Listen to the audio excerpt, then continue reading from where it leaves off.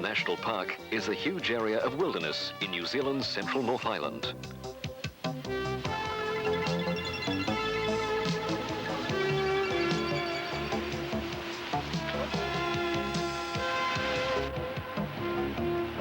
From Rotorua, it's a 2.5-hour drive into the hills to the hamlet of Ruatahuna, where we join Jeff Thomas and his guest, American actor James Drury, as they arrive to be greeted by a traditional Maori welcome on the marae, or village meeting place.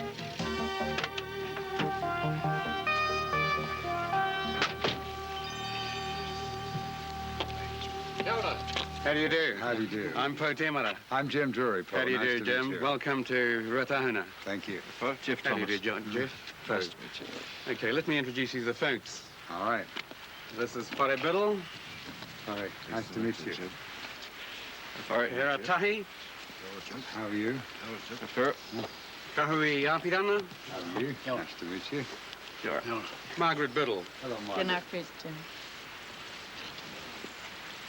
Kia ora, Jeff. Hello. Hello, Jim. Hello. And Brenda Tahi. Hi, Brenda. Kia ora.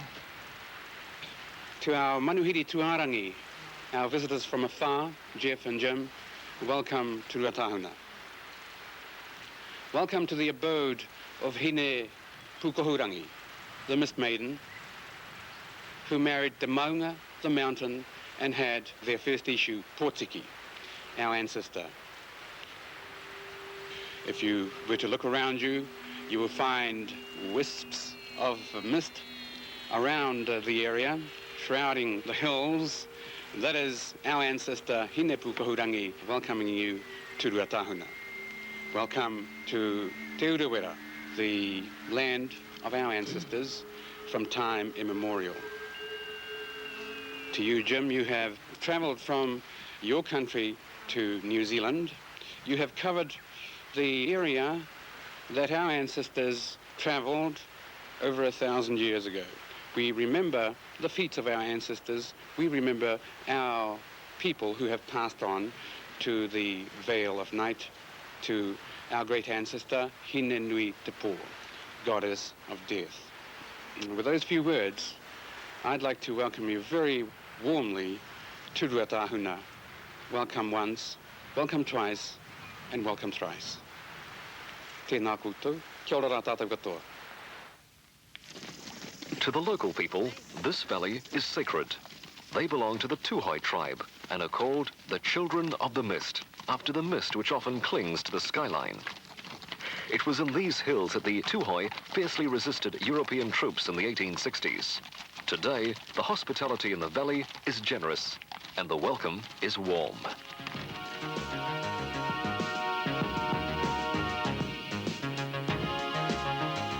The Wakatani River and its tributaries holds a good population of rainbow and brown trout. Wild deer and boar provide sport for the hunter.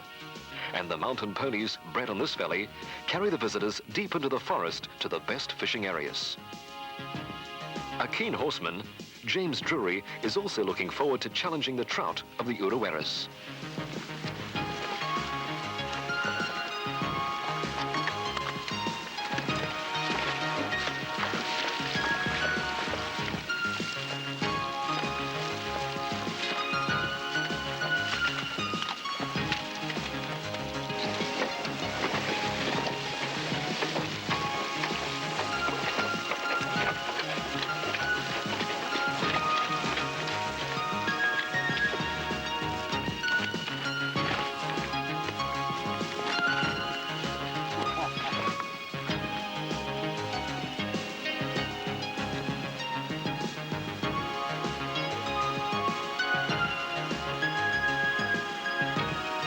Listen to the sound of that river. You think that'll put us to sleep tonight?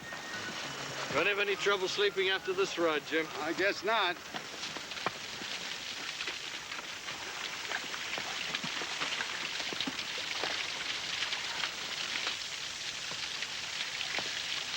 Ah, that's water in New Zealand.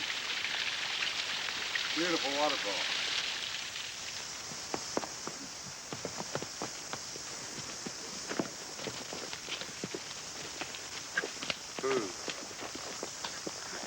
Stop here for a bit, Jim? Yeah.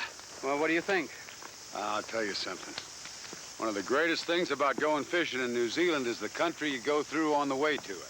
I know it's going to be pretty where we're going, but this is just beautiful. Right, we've come through some very nice country. This forest is just like it was 500 to 1,000 years ago. That's right. That's right. Isn't it wonderful it's going to stay that way?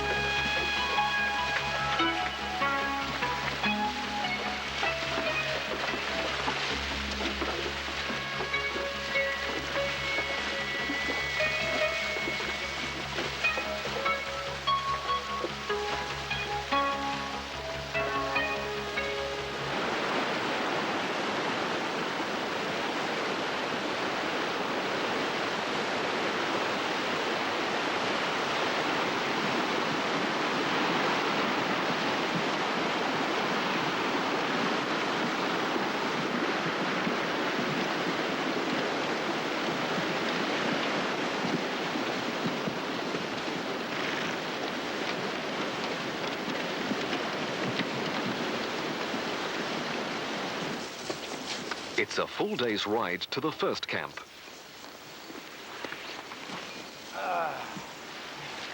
Man, that's what I call some beautiful backcountry. All right, thanks. Lovely, isn't it? Well, this is where we'll be for the next day and a half, Jim. Oh, wonderful. As soon as that river clears, we'll get some fishing. What's the name of this place? Waikari. Waikari Whenua. Waikari Whenua. Well, that's wonderful. The rain we had yesterday really put some mud in the water, but it should only take 12 hours to clear. Well, let's hope so. Come on, old girl. Boy, this is the first time we've ever worn chaps to go fishing. The first time I've ever fished from horseback, so it's a first for both of us. Well, let's go and find some fish. All right. This is the way to travel, hey, Jim? It sure is. In the river or on the land. Doesn't worry these horses. Hey, there's a likely little spot there. I'll just have a flick in there with the flyer. Go right ahead. Whoa there, fella.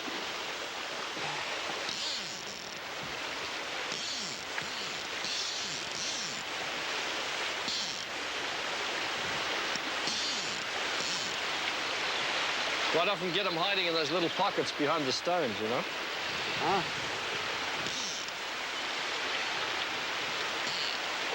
And in the sunlight, they'll often rise to a dry fly. Well, that sun's hot, isn't it? Yes, it is. I think we're going down the river.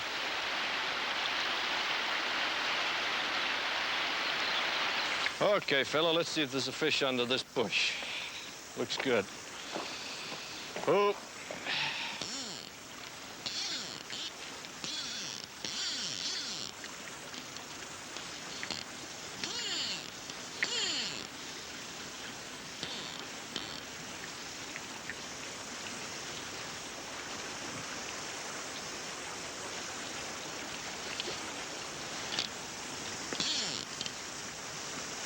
Hey, fish had a go at it then. See if we can get him.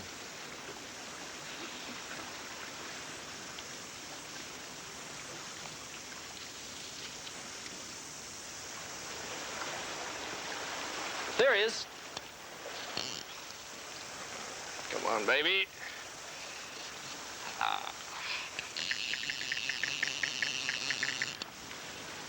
Come on there.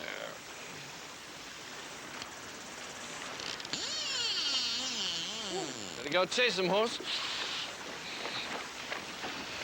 Oh. He's coming back.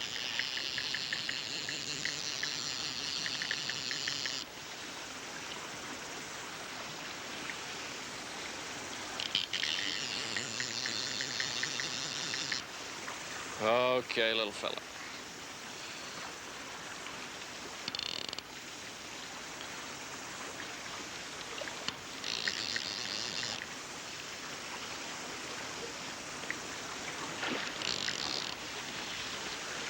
Well, let's see if we can get him out on the edge of the river there, horse. Come on.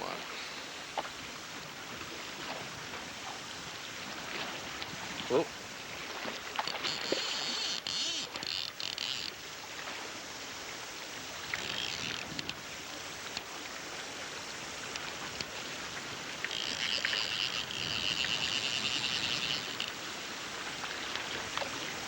There he comes, right down to the shallow water.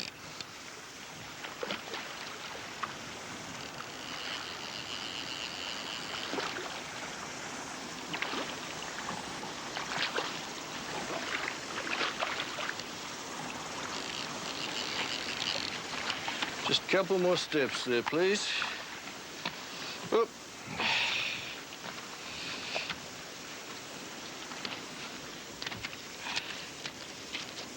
Okay. Hold on, little fella, you got an invitation to dinner. You're it.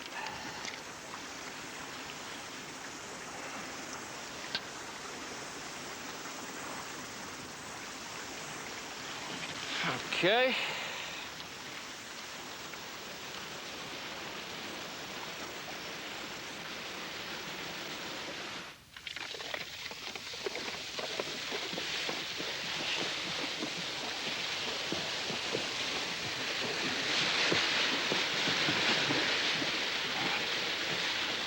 Heavy rain has discolored the main river, making fishing difficult. But it gives James a chance to practice his casting technique.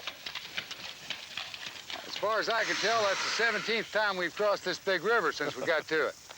Good thing we got these horses. Well, some of the crossings are a little dangerous, Jim. That's why they're riding horses. I'd hate to have to swim them.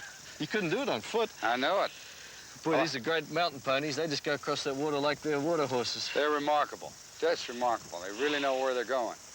Well, I sure hope I can catch a bigger fish than you did this morning now that we're at the big river. Let's go. See if we can find one. Okay, Jeff, just keep talking because I haven't done this in 20 years. If I'm going to do it from horseback, I better try to get good at it again. Well, if you haven't done 20 years, you're doing pretty well already. You stop at the top, right? That's it. You lift up, pause, and then push it forward. And the rod is just an extension of your arm. That's all it is. And you're putting the energy through your arm, down the rod to the line. Okay, now next time, just let it sit on the water and let it swing around with the current, because that's when you're fishing. Okay. You're not fishing while you're casting. That's just a mechanical exercise. Get the line out. Now hold it. Wait.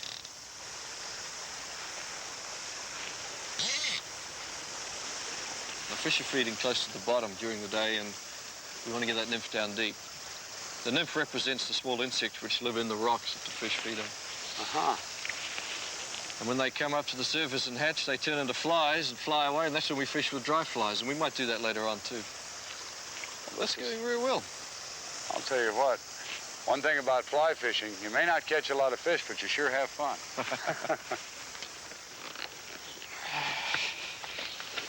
This is a good-looking pool, Jim. How about you go in and give it a try? Get a little rainy. Raining? Yeah, but I've been wet before. Well, that's the thing about New Zealand. One moment it's brilliant sunshine, then it's raining. Hopefully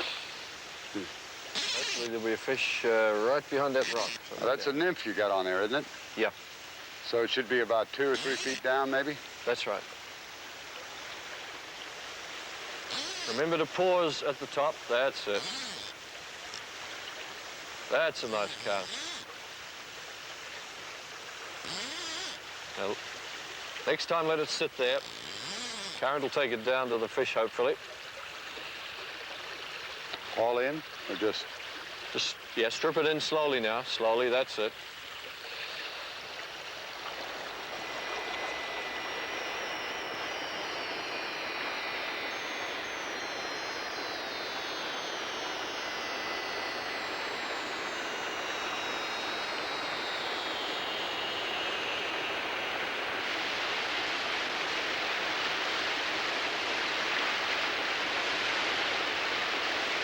fly's got to drift down with the current, just like a natural insect coming down the river.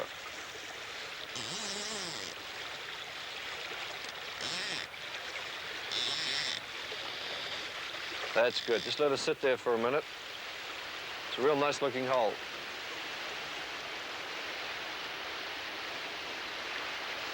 Yep. I got one. Hey, now just ease off, ease off, ease off. Nice one. Hold the rod with your left hand and start winding with the right. Hey, he's going way down with the current. Great feeling, isn't it? It sure is.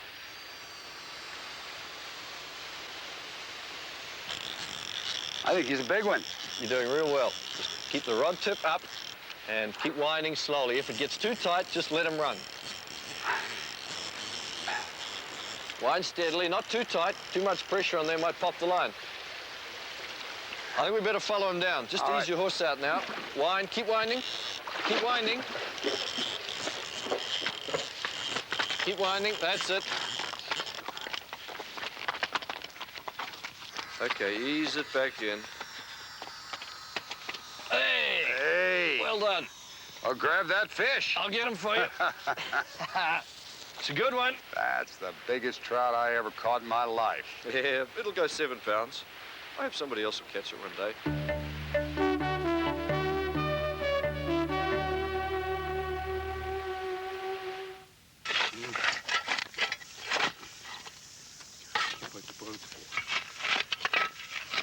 The visitors are to be treated to a hangi, a traditional Maori method of cooking in the ground.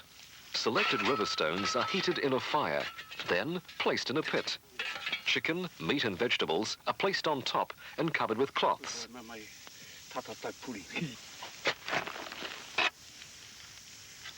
Then sealed with earth.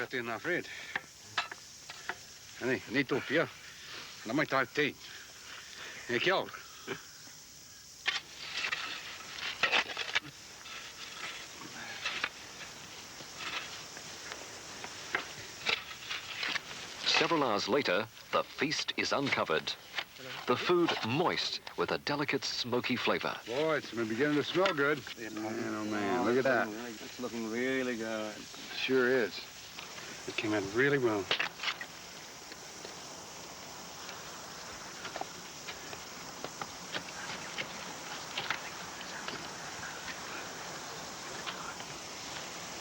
I'm gonna test the pork. Have a try, yeah. Mmm. Well, Jim, you're an expert on horses. What do you think of our Maori horses? Well, pound for pound, Jeff, they're some of the finest tough country horses in the world. I've ridden horses all over North America, and Montana, and Idaho, and Utah. Never seen anything that'd last half a day in this kind of country like these horses do. And yet you go out and run all night on them. There's something else. They know every rock in the river, and they live off the land. They eat as they go. Yep. These people live on their horses. I know. Shoot deer on them, pack their equipment. It's a wonderful way of life.